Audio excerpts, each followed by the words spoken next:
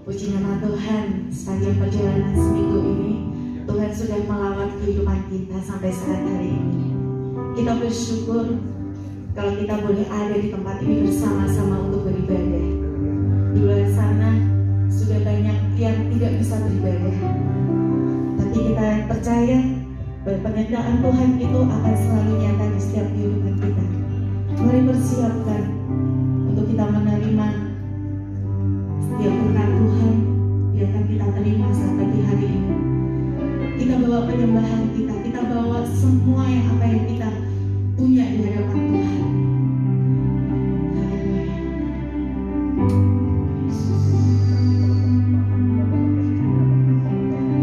Mari kita sama-sama katakan.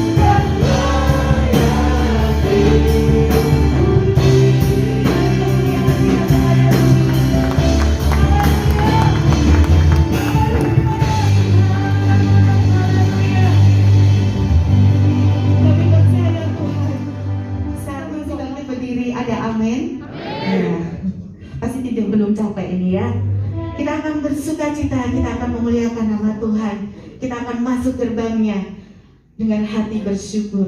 Amin. Haleluya.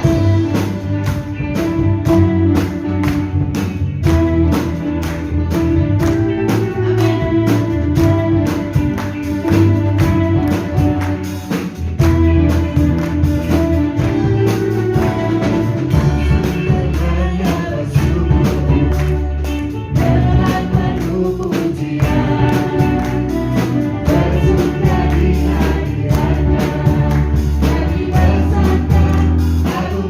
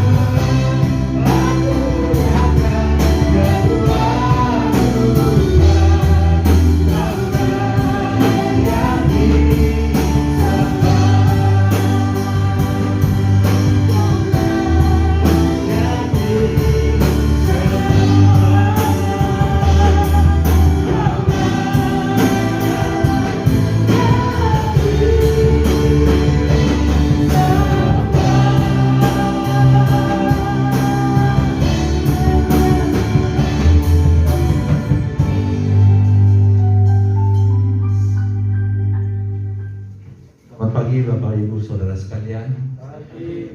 Sungguh saya mengucap syukur kalau saya diberikan kesempatan untuk dapat melayani di tempat ini. Luar biasa sekali ketika saya masuk dalam tempat ini dan memulai ibadah dari awal hingga sampai saat ini. Saya benar-benar dapat merasakan hadirat Tuhan ada di tempat ini.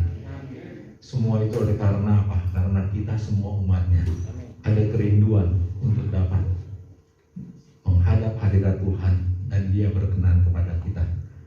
Pertama-tama saya mau memperkenalkan diri dulu. Nama saya Januar, istri saya Lili. Kami sudah menikah 26 tahun. Putra saya yang besar sudah bekerja. Dia sekarang juga bertugas melayani di Jakarta, PMC Jakarta. Anak saya yang kedua juga kuliah semester 3 jurusan DKV, dan dia juga sedang bertugas juga pagi ini melayani di media sosialnya. Demikian juga saya dan istri kebetulan sejurusan mengambil jurusan DKV juga, lulusan desain grafis. Jadi entah bagaimana Tuhan persiapkan semuanya ini, saya ditarik ke dalam pelayanan di dalam Tuhan. Nah, demikian sedikit informasi mengenai saya. Kemudian juga saya sudah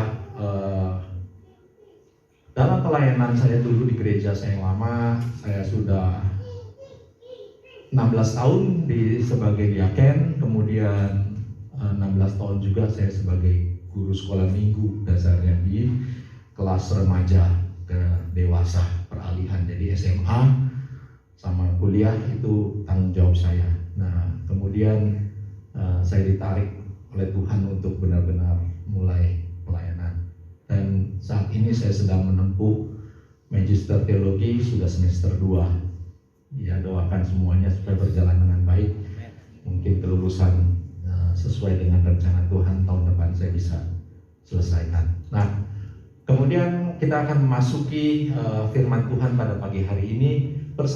Judulnya yang diberikan oleh Pak Filipus adalah persembahan yang hidup dan berkenan.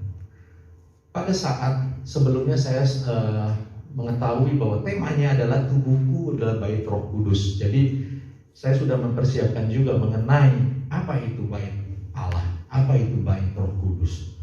Tapi itu juga memiliki satu hubungan koneksi dengan persembahan yang hidup dan berkenan kepada Tuhan. Di mana kita juga pertama-tama kali ketika kita mulai mempelajari atau menerima firman Tuhan mengenai persembahan yang hidup dan berkenan kepada Tuhan, apa sih persembahan yang hidup dan berkenan kepada Tuhan itu? Tentunya tidak lain kita akan mulai belajar dari apa yang disebut dengan bait Allah. Bait Allah itu adalah tempat di mana Allah hadir, di mana Allah tinggal.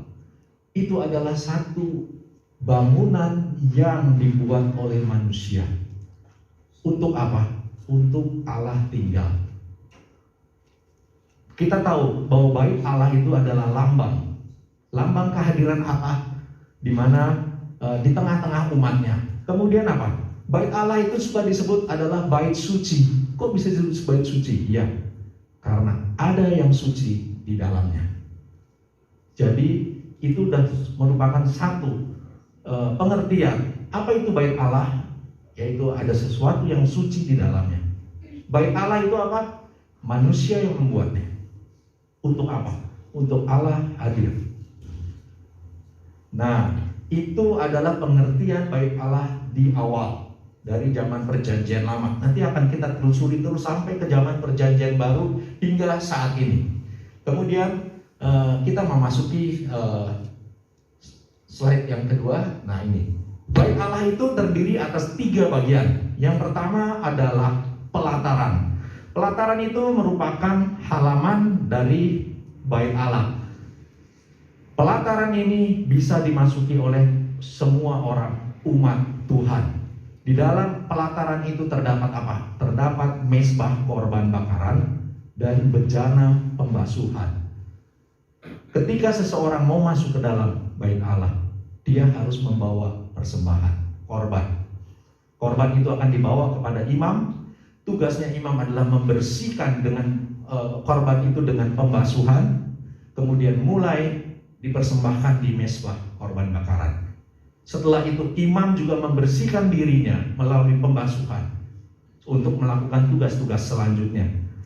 Halaman atau pelataran ini adalah jalan untuk kita masuk ke dalam bait Allah. Jalan, ingat kata-kata tersebut, jalan. Nanti kita akan melihat apa itu jalan. Kemudian yang kedua, setelah memasuki halaman, kita akan memasuki ruang kudus. Nah, ruang kudus ini adalah tempat di mana imam akan masuk ke dalam ruang kudus setiap hari. Tapi umat Tuhan tidak bisa masuk ke dalamnya. Apa yang ada di dalam ruang kudus ini? Ada meja roti sajian. Ada 12 potong di atasnya. Itu menggambarkan 12 suku Israel. Kemudian ada mezbah ukupan. Itu yang ada rempah-rempah. Kemudian ada kaki dian, kayak lilin yang bercabang 7. Kemudian itu ada menggunakan minyak zaitun untuk menyalakan lampunya, apinya. Nah, ruangan kudus ini disebut adalah ruang kebenaran. Tadi yang pertama jalan, yang kedua masuk selanjutnya kebenaran. Yang ketiga adalah ruangan maha kudus, di mana digambarkan Allah hadir di sana. Ruangan maha kudus ini hanya dikhususkan oleh imam besar yang boleh masuk 1 kali dalam 1 tahun. Di sana terdapat apa? Ada tabut perjanjian. Tabut perjanjian itu yang berisi 2 loh batu. Kemudian ada mana, roti yang Tuhan berikan dari surga untuk bangsa Israel. Yang ketiga ada tongkat Harun yang bertunas. Nanti kalau belajar mengenai bait Allah ini, yaitu tabernakel, satu demi satu akan terus bisa dipelajari maknanya. Tapi secara garis besar saya katakan, seorang imam besar yang masuk ke ruang maha kudus itu adalah tempat yang maha suci. Dia harus benar-benar memastikan dirinya suci dan hanya masuk 1 kali dalam setahun. Ketika seorang imam besar mau masuk ke dalam ruangan maha kudus, itu kakinya diikat oleh rantai atau tali yang ini untuk masuk ke dalam. Kenapa? Tidak boleh sembarang orang masuk ke dalamnya. Pada saat imam itu masuk dan didapati oleh Tuhan dia tidak hidup berkenan atau kudus di hadapannya, apa yang terjadi? Imam itu bisa mati. Ketika mati, siapa yang bisa bawa keluar? Nggak ada yang bisa bawa keluar. Itu akan ditarik. Rantai itu atau tali itu ditarik keluar, dia sudah jadi mayat. Jadi begitu luar biasa, begitu sulitnya kita untuk dapat menghadap kehadiran Tuhan. Ada banyak proses yang harus kita lalui. Ada banyak proses yang harus kita kerjakan supaya berkenan di hadapan Tuhan. Itu adalah zaman perjanjian lama. Ruangan maha kudus ini disebut adalah apa? Itu hidup. Adalah hadirat Tuhan. Jadi kalau dirangkai dari depan, genaplah firman Tuhan di dalam Yohanes 14 ayat 8. Kata Yesus kepadanya, "Akulah jalan dan kebenaran dan hidup." Jadi pelataran, kemudian ruang kudus, ruangan maha kudus. Akulah jalan, kebenaran dan hidup. Di ruang pelataran itu ada dikatakan jalan. Berarti apa? Disitulah ada korban Yesus. Ada salib Tuhan.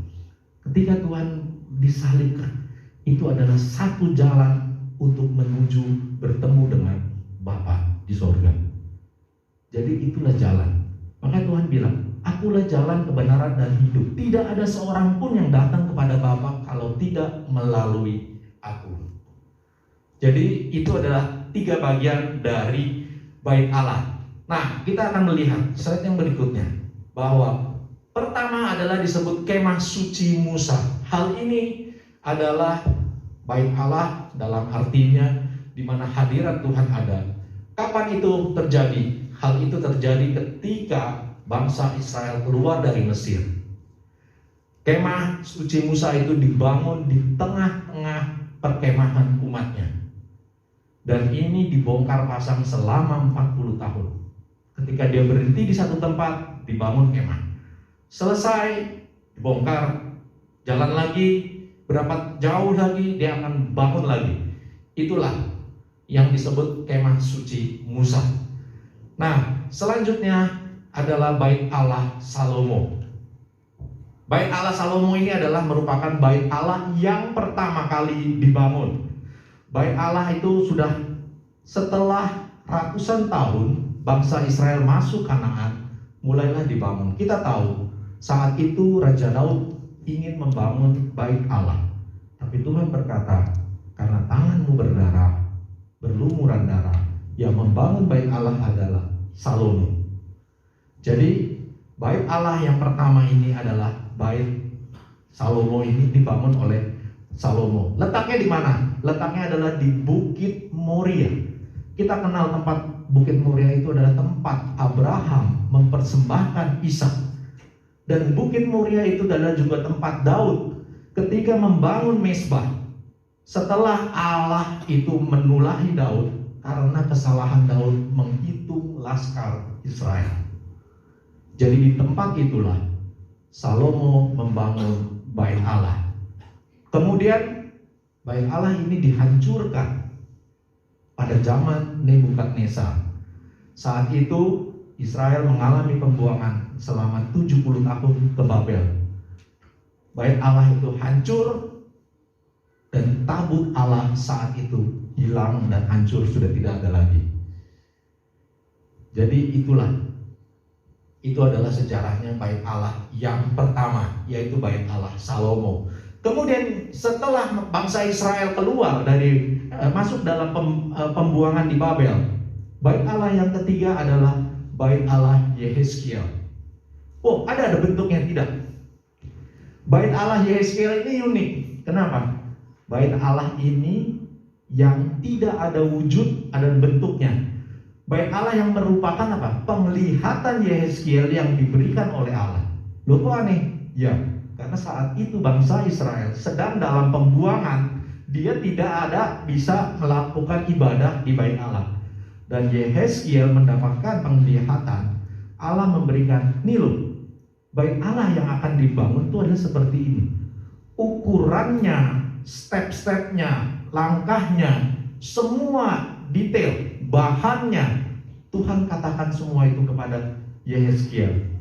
Tapi ini adalah gambaran saja, bukan bentuk fisik yang nyata. Itu adalah bait Allah Yehezkiel. Yang keempat adalah bait Allah Zerubabel. Nah, bait Allah Zerubabel ini dikatakan sebagai bait Allah yang kedua. Yang pertama adalah bait Allah Salomo.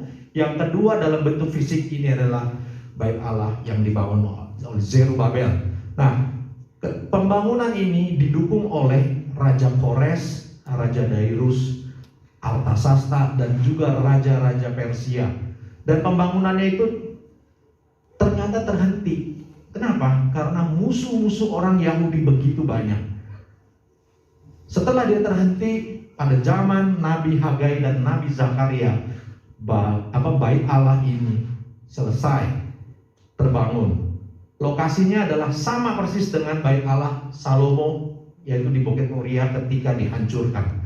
Dan persamaannya tetap tidak adanya tabut Allah, karena sudah hancur, sudah hilang, tidak ada lagi. Dan bait Allah ini bertahan selama 500 tahun. Setelah 500 tahun, kemudian bait Allah ini direnovasi habis-habisan, besar-besaran oleh Raja Herodes. Di dalam perjanjian baru, tepatnya pada tahun 19 sampai tahun 66 Masehi, Raja Herodes. Dia bangun bait Allah. Aneh ya? Kok Raja Herodes bisa sih membangun bait Allah? Saya juga pernah berpikir, kok kenapa dia loh? Kita teringat ketika Tuhan Yesus lahir, dikatakan akan ada raja orang Yahudi yang lahir. Di situ Herodes melakukan perintah pembunuhan kepada semua bayi laki-laki yang hak lahir. Begitu dibencinya Raja Herodes oleh umat Israel. Nah, ini adalah taktik politik dari Herodes. Dia bangun bait Allah untuk dapat apa? Mendapat perhatian, menarik simpati lagi dari umat Israel. Supaya apa? Supaya dia bisa menarik simpati dan dapat dukungan lagi oleh umat Israel. Makanya dia bangun bait Allah ini. Dan bait Allah ini sungguh-sungguh luar biasa, mewah, megah, dan luar biasa bagusnya. Dan hal ini sudah dikatakan juga oleh murid-murid Yesus. Dia sempat juga mereka sangat kagum dengan bait Allah ini. Itu dikatakan di Markus 13 ayat 1. Dia mengatakan bahwa ini bait Allah yang luar biasa. Renovasi besar-besaran ini dilakukan oleh Herodes. Dan di dalam bait Allah ini kita pernah belajar juga. Kita tahu bahwa Yesus sering dan melakukan pengajaran-pengajaran, beribadah di tempat ini. Dan di tempat ini pula kita ingat Yesus marah besar ketika ditemukan bait Allah itu digunakan untuk tempat jual beli. Nanti kita akan bahas. Nah, kemudian bait Allah ini saat Yesus mati, tabir bait Allah yang membatasi ruang kudus dan ruang maha kudus itu terbelah dua dari atas sampai yang ke bawah. Itu adalah merupakan orang percaya bahwa memasuki ruangan kudus, maha kudus itu ada hadirat Tuhan. Secara pribadi kita akan bertemu dengan Tuhan. Tapi ketika Yesus mati di atas kayu salib, tabir itu terbelah menjadi dua. Tabir itu terbuka. Pada zaman Salomo, tinggi tabir itu adalah 30 hasta. Tapi pada zaman Herodes itu dibangun 40 hasta, kurang lebih 18 meter. Tabirnya 18 meter. Dan menurut dari catatan sejarah, tebal tabirnya itu 10 cm. 10 cm itu tebal kainnya gitu jadi. Itu dari kain lenan halus, semuanya dipakai, terus kemudian barang-barang berkualitas itu ditarik oleh 4 kuda tidak akan sobek. Jadi sebegitu ketatnya, sebegitu kedap kali, itu udah kedap, nggak bakalan bisa dengar. Tetapi itu terbelah menjadi dua pada saat Yesus mati di atas kayu salib. Artinya apa? Melalui kematian Yesus, kita bisa masuk dalam hadirat Tuhan. Kita bisa terbuka antara roh, tidak ada batasan lagi. Melalui kematian Yesus kita bisa melihat Dia. Kita bisa berkomunikasi langsung. Di mana? Di ruangan Maha Kudus. Dan pada saat bait Allah itu sekarang ini tidak ada lagi. Kenapa? Karena pada bangsa Israel sekarang ini hanya meratap di tembok ratapan. Bagian barat dari reruntuhan bait Allah itu. Bait Allah ini kemudian dihancurkan 40 tahun kemudian oleh Jenderal Romawi Titus. Jadi itu rata dengan tanah. Setelah itu bangsa Persia masuk dan itu sudah mulai di atasnya sekarang dikenal Dome of the Rock. Mungkin Pak Filipus sudah pernah ke sana, dia lihat. Itu adalah Masjid Kubah Emas. Itu letaknya di atas bait Allah. Dan yang tersisa di bagian barat adalah satu tembok yang memanjang di mana orang Yahudi itu ortodoks selalu meratap di tembok itu. Dia masih terus berharap ada Mesias yang akan datang. Bait Allah itu tidak ada lagi dan di situ sudah dibangun masjid Kubah Emas, yaitu Dome of the Rock yang kita kenal namanya itu Kubah Emas. Nah, bait Allah yang ketiga. Bait Allah yang ketiga ini adalah bait Allah ini pun akan dihancurkan. Di Wahyu 21 ayat 22. Kita baca Wahyu 21 ayat 22. Dan aku tidak melihat bait suci di dalamnya, sebab Allah Tuhan yang Maha Kuasa adalah bait sucinya. Demikian juga anak domba itu. Di sini dikatakan Yohanes tidak dapat melihat, tidak ada penglihatan bahwa ada bait suci lagi. Kenapa? Karena dikatakan bait suci yang sesungguhnya adalah anak domba itu. Siapa? Yesus. Jadi sudah nggak ada lagi. Nanti kita tahu bahwa bangsa Israel saat ini berusaha untuk membangun bait Allah yang ketiga ini. Pada kenyataan hal itu tidak akan pernah terjadi, dan itu akan dirobohkan. Saya sudah pernah ke Israel 5 kali, puji Tuhan, ketika saya masih bertugas di tempat saya yang lama. Dan saya memiliki satu kesempatan emas pada saat itu, masuk ke tembok ratapan, karena pada saat itu bangsa di Israel itu dibuka on off, kadang dibuka, kadang enggak, kadang dibuka, kadang enggak. Dan saya mau masuk ke Dome of the Rock-nya nggak bisa. Pada saat kesempatan saya tidak bisa, tapi kesempatan yang lain teman saya masuk ke dalam masjid Dome of the Rock itu boleh. Dia sempat masuk ke dalam, diizinkan oleh, pada saat itu Israel membuka. Tapi pada saat saya 5 kali, saya nggak dapat izin semua. Jadi yang saya hanya masuk adalah di tembok ratapannya, menelusuri. Tapi puji Tuhan, saya mendapat kesempatan pada saat itu masuk ke bawah. Nah, teman-teman saya banyak nggak dapat. Saya bisa masuk ke bawah. Dia masuk ke bawah itu, waduh, tempatnya. Jadi itu sudah rata dengan tanah. Sekarang bangsa Israel lagi cari batu-batu penjurunya tempat bangunan bait Allah itu. Setelah batu penjurunya itu ketemu, dia akan berusaha untuk menggali dan membangunnya kembali. Inilah yang disebut mereka akan bangun bait Allah ketiga. Dengan seperti apa? Seperti yang dikatakan oleh bait Allah Yehezkiel yang digambarkan tadi. Ukurannya, bahannya itu sudah disiapkan. Tuhan sudah kasih kepada Yehezkiel. Dan mereka akan bangun. Tapi pada kenyataan bait Allah itu akan diruntuhkan lagi, tidak akan ada lagi. Mereka sedang gali terus. Saya melihat masuk ke dalam, wah, dalam gelap, dikasih lampu, lorong panjang benar. Kayaknya seperti nggak ada ujungnya. Saya lagi sampai tour guide saya kan, Jan, kamu mau masuk aja kamu ke dalam ini. Wah, nggak berani dah. Sempit tempatnya, terus kita masuk ke dalam, nggak tahu mau kemana, sampai kemana ujungnya nggak tahu.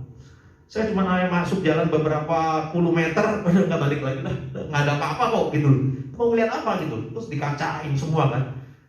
Nah itu kita ada di bawah. Itulah bait Allah yang keruntuhannya dari bait Allah Salomo maupun Herodes. Dan bangsa Israel sekarang lagi coba berusaha untuk membangun bait Allah yang ketiga. Tapi di Wahyu dikatakan bait Allah sesungguhnya itu adalah anak domba itu.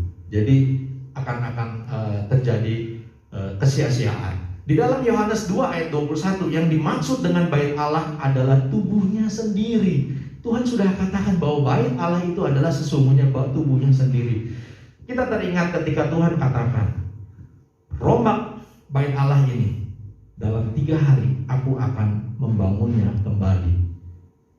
Itu adalah menggambarkan Tuhan akan mati di atas kayu salib, dan dalam waktu 3 hari dia akan bangkit. Orang-orang saat itu mengatakan, mana mungkin ini Herodes bangun bait Allah ini sampai sebegitu besar, 46 tahun, kau mau bangun 3 hari. Nah itulah Tuhan memiliki satu pengertian bahwa bait Allah, di mana tempat Tuhan hadir, Tuhan ada, itu adalah sesungguhnya adalah tubuhnya sendiri melalui tubuh Kristus. Yang ketujuh, ini adalah bait rohani, bait Allah secara rohani. Kita baca di 1 Korintus 3 ayat 16 sampai yang ke-17. 1 Korintus 3 ayat 16 sampai 17. Tidak tahukah kamu bahwa kamu adalah bait Allah, dan bahwa roh Allah diam di dalam kamu? Jika ada orang yang membinasakan bait Allah, maka Allah akan membinasakan dia. Sebab bait Allah adalah kudus dan bait Allah itu adalah kamu. Saya senang sekali ketika membaca ayat ini. Dikatakan bahwa manusia akan selalu melihat bahwa segi keuntungannya. Mungkin yang akan jadi tekankan ini, jika ada orang yang membinasakan bait Allah, maka Allah akan membinasakan dia. Wow, kita punya backing yang sungguh besar. Allah yang maha kuasa. Ada orang yang ingin membinasakan saya, Tuhan yang akan balas. Tapi ingat kata-kata yang di depannya, kamu adalah bait Allah, bahwa roh Allah diam di dalam kamu. Tentunya ada syaratnya supaya roh Allah diam di dalam kamu. Nggak sembarangan. Kita seringkali mau dapat hasilnya, tapi syaratnya kita tidak penuhi. Untuk tubuh kita menjadi bait Allah, menjadi bait Roh Kudus, supaya Roh Kudus tinggal di dalam kita. Syaratnya apa? Tadi kan dikatakan bahwa bait Allah adalah, bait suci adalah sesuatu di mana di dalamnya ada yang suci. Sekarang kita bisa nggak menjadikan diri kita itu kudus, suci, bersih, sebagai tempat yang layak supaya Tuhan, Roh Kudus itu hadir di dalam kita. Ketika kita sudah mempersiapkan hati kita menjadi suci, jamin 100% Roh Kudus ada di dalam kita. Setiap langkah kita, setiap tindakan kita pastilah sesuai dengan apa kehendak Tuhan. Kenapa? Bukan pikiran kita lagi yang kita pakai. Kenapa? Karena pikiran yang kita lakukan, kita kerjakan, semua adalah pikiran Kristus. Kenapa? Roh Allah ada di dalam kita. Jadi tidak ada kekhawatiran lagi, tidak ada ketakutan lagi, tidak ada kebimbangan lagi, keraguan lagi, nggak ada. Masalah ada, pasti ada. Dalam hidup itu manusia pasti memiliki masalah. Tapi satu, ingat, Tuhan ada bersama dengan kita. Maka kita akan mampu menghadapi masalah itu. Kenapa? Karena kita mempersiapkan hati kita, hidup kita bersih, dan ada Roh Allah tinggal di dalam kita. Itu kuncinya. Jadi kita tidak pernah bisa bilang, kalau kita baru orang mengenal Tuhan, kita boleh, kita masih bayi, kita belum tahu kuasa Tuhan. Tuhan akan menunjukkan kuasanya, Tuhan tunjukkan mujizatnya. Tapi ketika kita terus bertumbuh menjadi dewasa, kita akan melakukannya secara mandiri. Karena apa? Tuhan sudah ada di dalam kita. Jadi, jadikanlah tubuh kita saat ini adalah sebagai apa? Sebagai persembahan yang hidup dan berkenan. Kita baca di Roma 12 ayat 1 sampai yang kedua. Nggak ada di slide karena kemarin malam saya lihat di Roma 12 ayat 1 dan 2. Saya bacakan ya, Roma 12 ayat 1 dan 2. Persembahan yang benar. Karena itu saudara-saudara, demi kemurahan Allah, aku menasihatkan kamu. Ini Rasul Paulus menasihatkan kita. Supaya kamu mempersembahkan tubuhmu sebagai persembahan yang hidup, yang kudus, dan yang berkenan kepada Allah. Itu adalah ibadahmu yang sejati. Jadi kita tahu ibadah yang sejati itu seperti apa. Janganlah kamu menjadi serupa dengan dunia ini, tetapi berubahlah oleh pembaruan budimu, sehingga kamu dapat membedakan manakah kehendak Allah, apa yang baik, yang berkenan kepada Allah, dan yang sempurna. Jadi kita tahu tubuh sebagai persembahan yang hidup, yang kudus, yang berkenan. Itu adalah ibadah yang sejati. Syaratnya apa? Pisahkanlah diri dengan dunia, kemudian dekatkan diri kita dengan Allah. Itulah maknanya. Kita akan menjadi satu persembahan hidup yang kudus dan berkenan di hadapan Tuhan.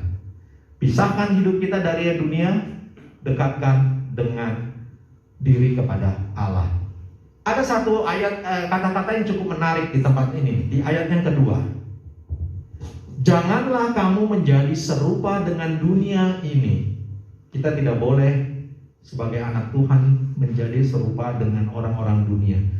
Cara berpikirnya, perkataan, perbuatannya seperti orang dunia. Perilakunya tidak boleh sama. Jadi jangan menjadi serupa dengan dunia, tetapi berubahlah oleh pembaruan budimu sehingga kamu dapat membedakan manakah kehendak Allah, apa yang baik, yang berkenan kepada Allah. Kata-kata ini mengusik saya ya. Membedakan apa yang baik. Kita ingat di Kejadian ketika iblis menggoda Hawa, dia katakan apa? Jika engkau makan buah ini, kamu akan menjadi seperti Allah. Tahu membedakan mana yang baik, mana yang jahat. Itu perkataan siapa? Perkataan iblis. Tapi Tuhan katakan di sini, supaya kamu dapat membedakan mana kehendak Allah, apa yang baik. Yang jahat kamu perlu tahu gak? Nah, kenapa? Karena manusia bisa jatuh dalam kejahatan. Manusia tidak akan kuat melawannya. Tapi iblis katakan, kamu akan seperti Allah. Tahu mana yang baik, mana yang jahat. Manusia tidak akan kuat. Tuhan tidak tahu kudus. Tuhan itu kudus, tidak akan pernah tahu perbuatan yang jahat. Jadi kita jangan serupa seperti dunia ini. Tahu yang baik, terus tahu yang jahat. Kita akan jatuh gitu loh. Di sini diingatkan, janganlah kita menjadi serupa dengan mereka. Kita masuk di ayat Galatia 5 ayat 18 sampai 21. Galatia 5 ayat 18 sampai 21. Saya bacakan demikian firman Tuhan. Akan tetapi jikalau kamu memberi dirimu dipimpin oleh Roh, maka kamu tidak hidup di bawah hukum Taurat. Perbuatan daging telah nyata, yaitu percabulan, kecemaran, hawa nafsu, penyembahan berhala, sihir, perseteruan, ini perselisihan, iri hati, amarah, kepentingan diri sendiri, percideraan, roh pemecah, kedengkian, kemabukan, pesta pora, dan sebagainya. Berarti apa? Masih banyak lagi. Kadang kita bilang, loh berarti saya nggak boleh dong melakukan hal-hal ini. Kan saya udah nggak melakukan hal seperti ini. Perselingkuhan nggak ada di sini nih, jadi saya boleh dong? Enggak. Itu ada kata-katanya dan sebagainya. Kejahatan-kejahatan yang begitu banyak itu dituliskan semuanya, itu nggak akan cukup.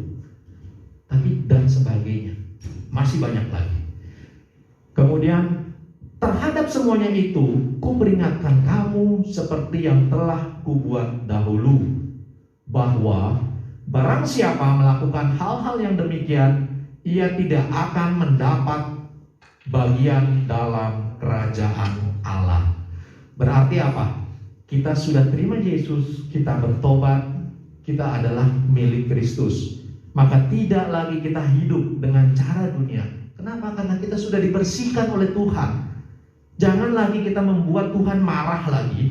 Seperti Tuhan ketika itu dia menyucikan bait Allah, di mana manusia mengotori dengan hal-hal dunia. Di sini Tuhan katakan tidak kompromi. Bagaimana dengan kehidupan kita sekarang? Kita sudah milik Kristus. Apakah kita mau mengotori bait Allah itu, di mana Allah hadir di dalam hidup kita, dengan perbuatan-perbuatan sepertinya baik?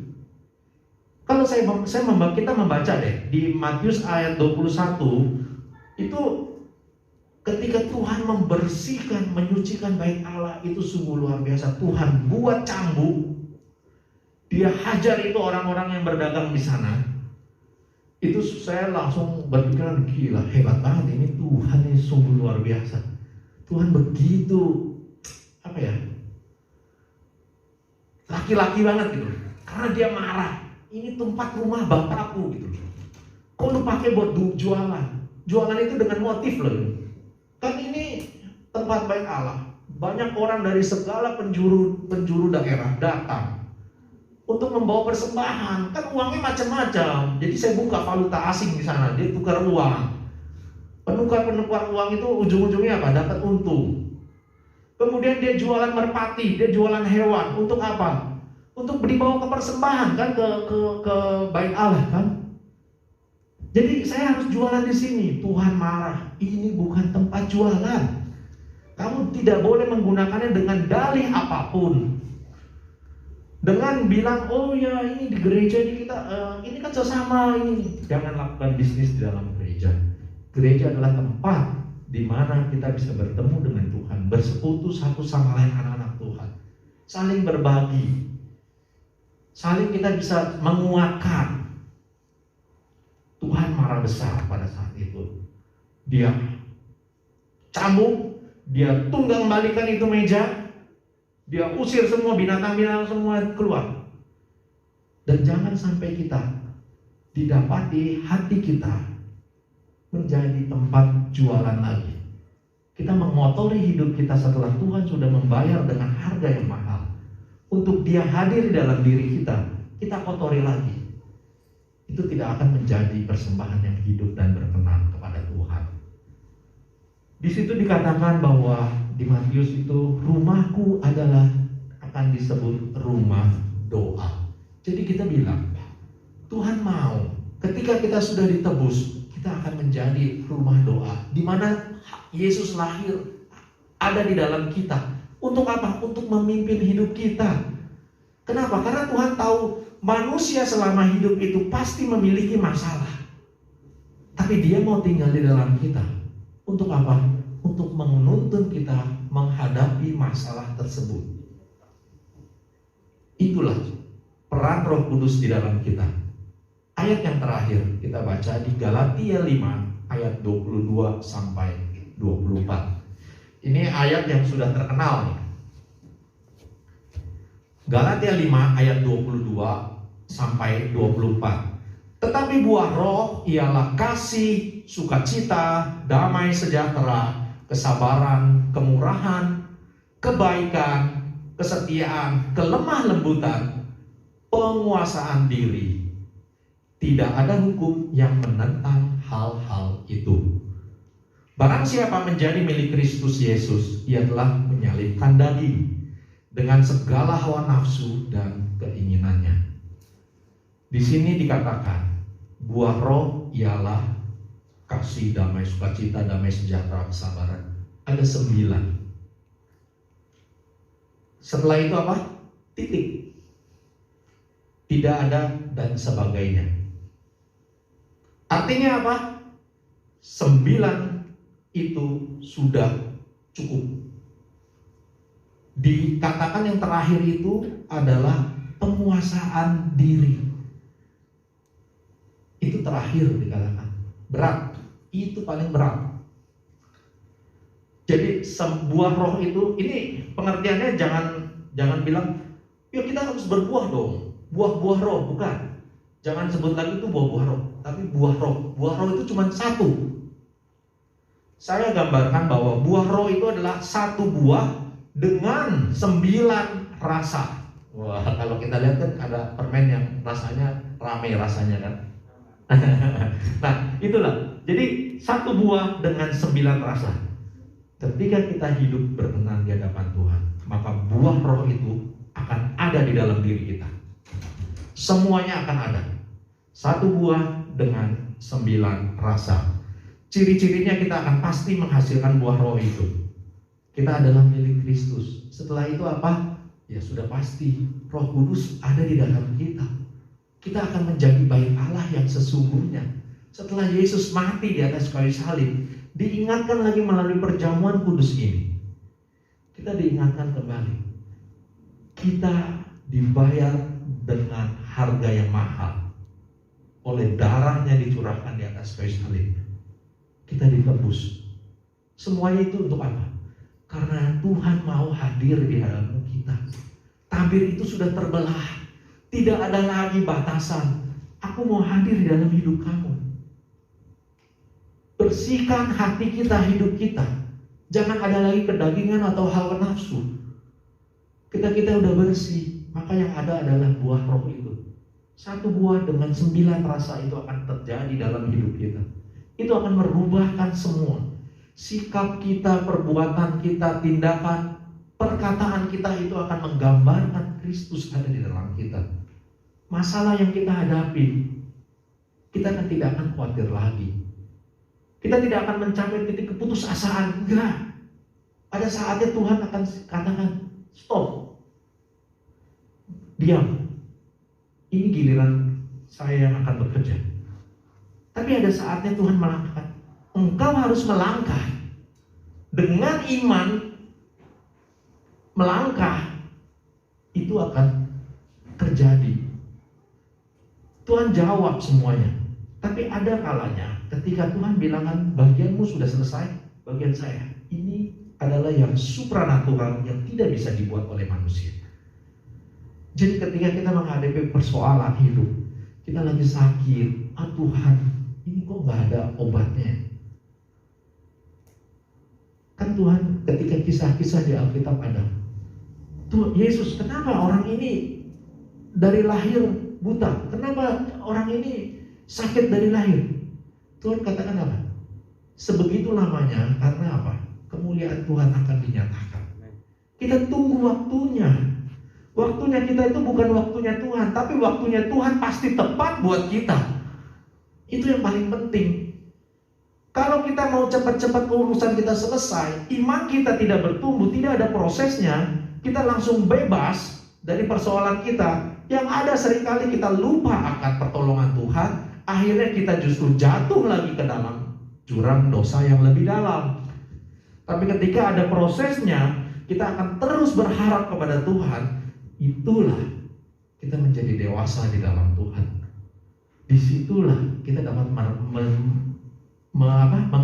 menyiapkan hati kita bahwa ini loh, tubuh kita sudah bersih, sudah ditebus dengan harga yang mahal.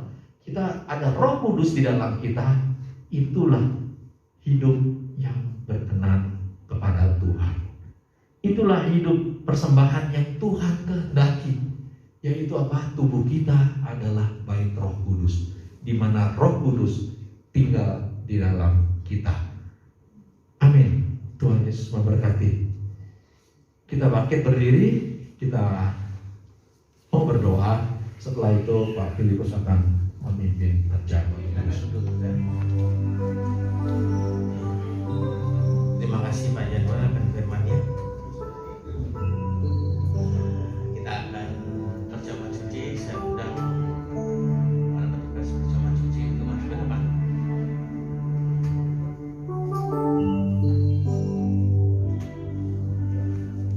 Sebelum kita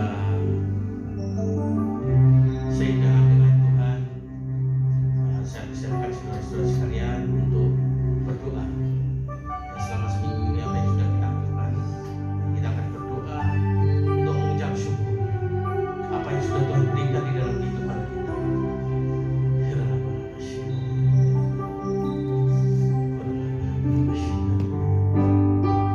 Terima kasih Tuhan. Terima kasih Allah Bapa. Terima kasih Tuhan Yesus atas kasih, atas anugerah, atas damai. Urapi hamba-Mu, urapi kami semuanya. Kalau saat ini kami akan sehidangan dengan Engkau, Kau urapi para pelayan-Mu yang akan melayani perjamuan suci ini. Sucikan urusan kehidupan mereka. Ampuni segala kesalahan dosa yang telah kami lakukan. Sucikan perjamuan ini Tuhan, sehingga kami hidup kudus di hadapan. Terima kasih Bapa, terima kasih Tuhan Yesus. Kami ucap syukur. Amin. Silakan dibagikan.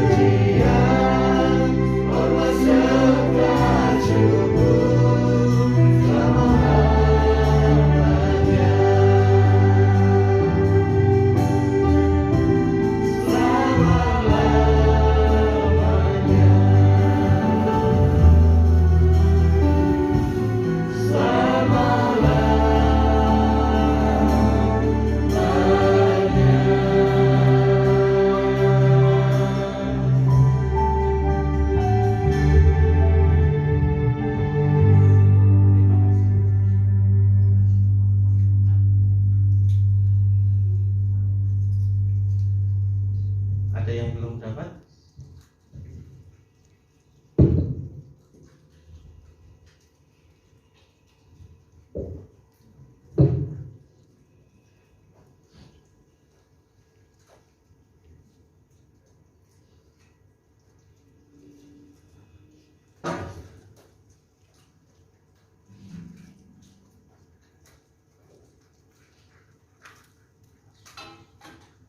Kita akan seiringan dengan Tuhan.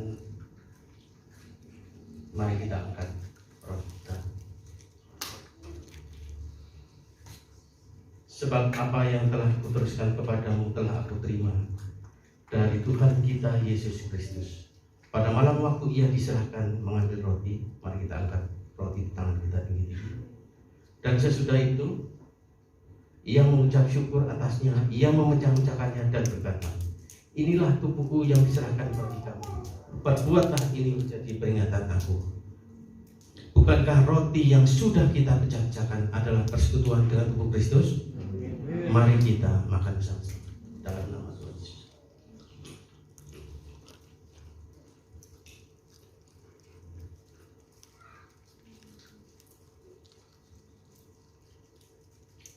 Lalu ia berkata, cawan ini adalah perjanjian baru yang dimeteraikan oleh darahku.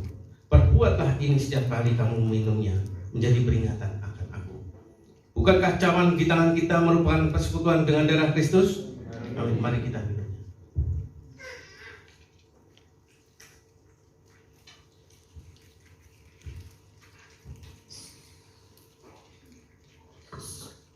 Haleluya. Terima kasih Tuhan. Mari kita sembah Dia sekarang. Ya, terima kasih Yesus. Oh Yesus.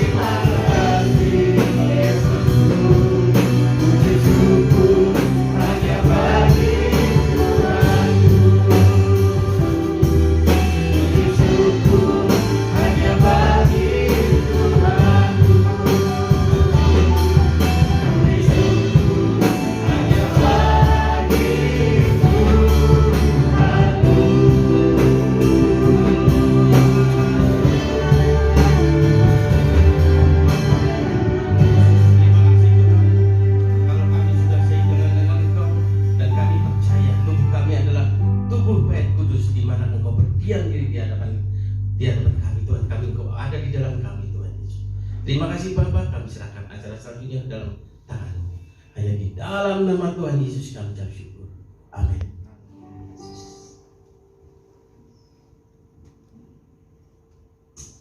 Sebelum kita berdoa syafaat, mari kita renungkan sejenak. Betapa Dia begitu baik. Namanya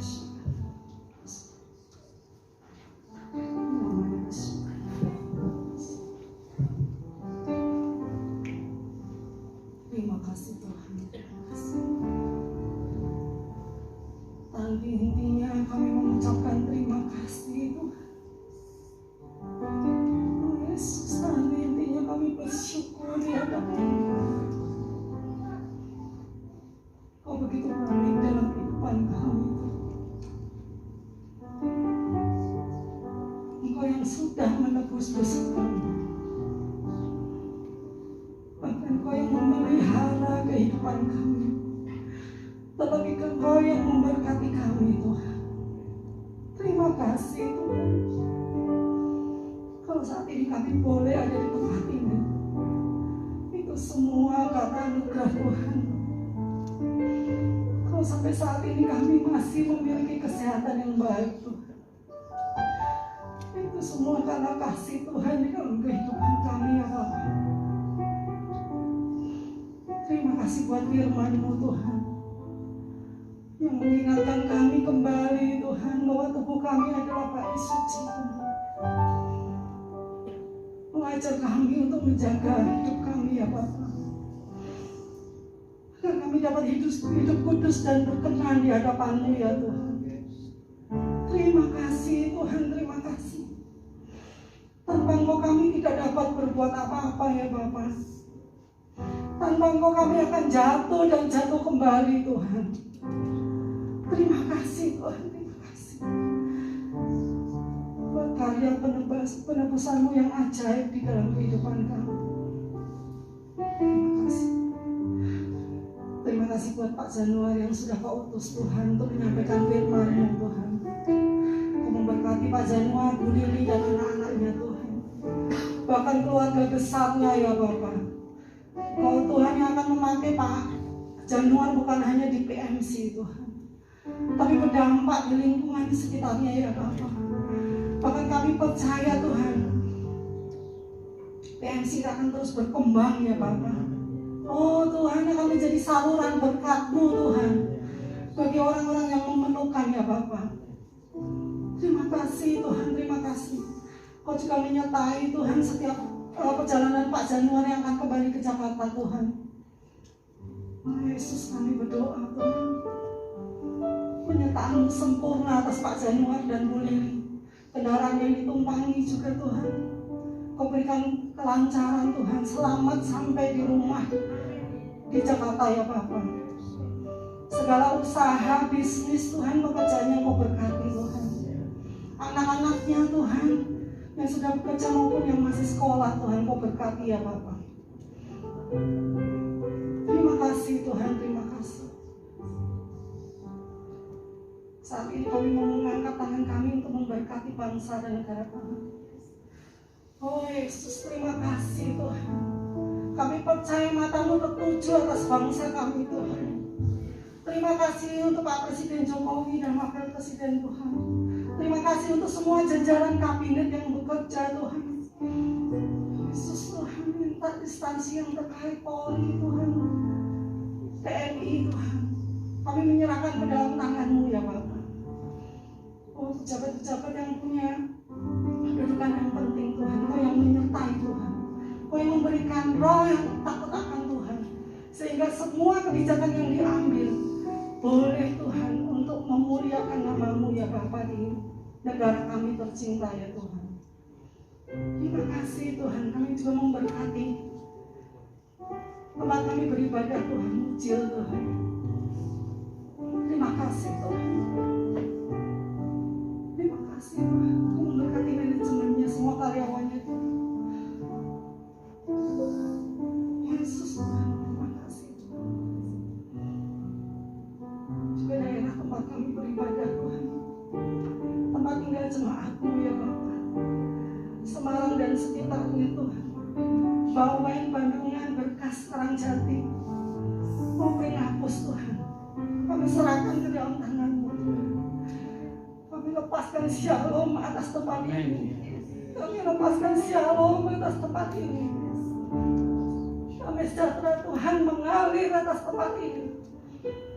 Oh, Yesus, bahkan pekerjaan yang baik boleh dinikmati oleh anak-anak-Mu, Tuhan. Mereka boleh menjadi orang-orang yang sukses, Tuhan. Terima kasih, Tuhan, terima kasih.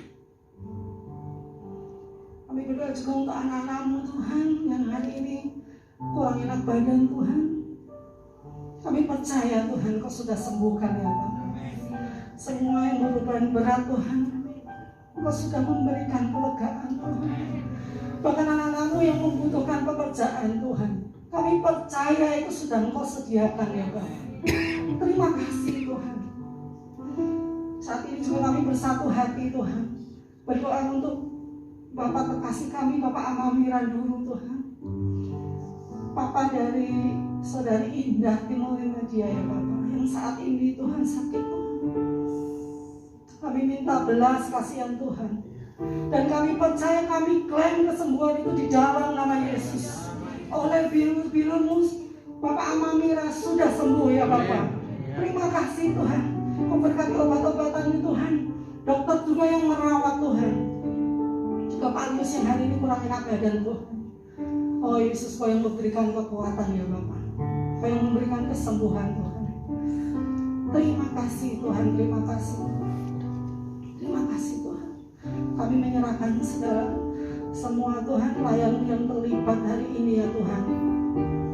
Tim multimedia Tuhan, musik Tuhan, WA Tuhan, penerima tamu Tuhan, guru sekolah minggu Tuhan. Tidak ada yang sia-sia ketika kami melayani Kau Tuhan dengan sepenuh hati. Tuhan sendiri Tuhan yang akan memperhitungkan ya Bapak. Kau yang akan terus menambahkan talentanya Tuhan. Oh Yesus, Kau yang memberikan roh takut akan Tuhan. Bahkan Kau mengurapi secara kudus Tuhan anak-anakmu yang terlibat pelayanan Tuhan. Terima kasih Yesus, terima kasih. Terima kasih Tuhan, terima kasih. Kalau sebentar kami akan pulang, kami akan menerima berkat-Mu lewat hamba-Mu ya Tuhan.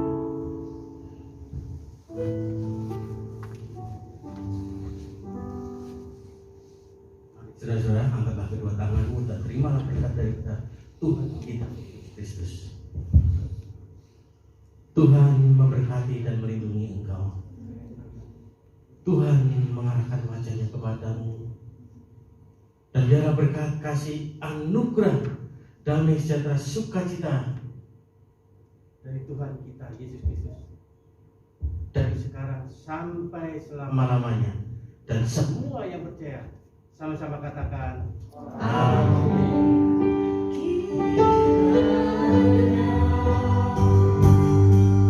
Engkau memberkati aku berlimpah-limpah,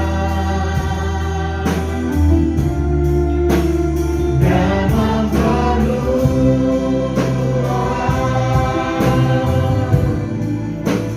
daerahku.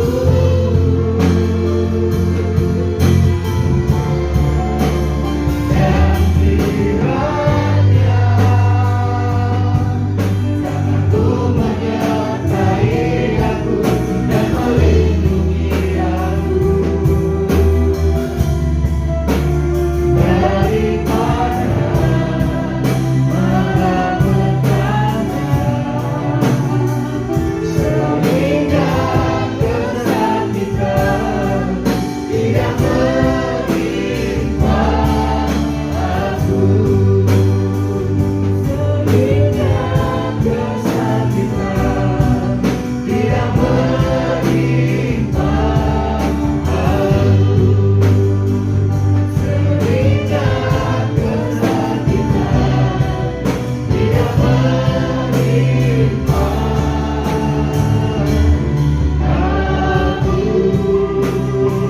aku.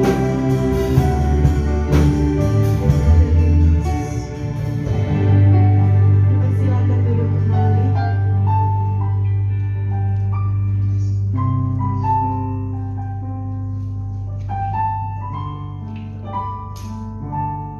Amin. Selamat hari Minggu, Tuhan Yesus memberkati kita semua.